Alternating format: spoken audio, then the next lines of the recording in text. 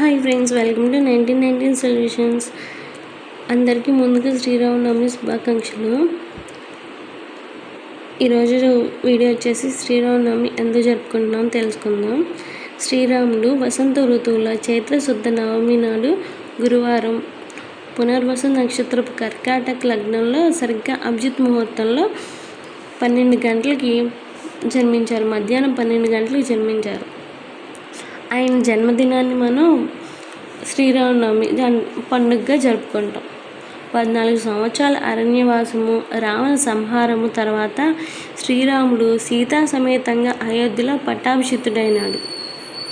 శుభ సంఘటన కూడా చైత్రశుద్ధ నవమి నాడే జరిగింది కాబట్టి కారణం శ్రీరామనవమి జరుపుకుంటాయి అని ప్రజల విశ్వాసం.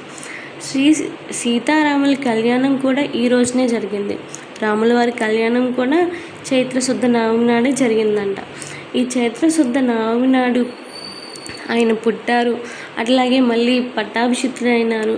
ఆయన వివాహం కూడా ఆ చైత్రశుద్ధ నవమి రోజు జరిగింది కాబట్టి శ్రీరామనవమి మెయిన్ రీజన్ వచ్చేసి రాముల వారి పుట్టినరోజు కాబట్టి చైత్రశుద్ధ నవమి నాడు మనం ప్రతి సంవత్సరం శ్రీరామనవమిగా జరుపుకుంటాం. ఈ చైత్రశుద్ధ నవమి నాడు తెలంగాణలోని భద్రాచలంలో సీతారాముల కళ్యాణం అంగరంగ వైభవంగా చేస్తారు.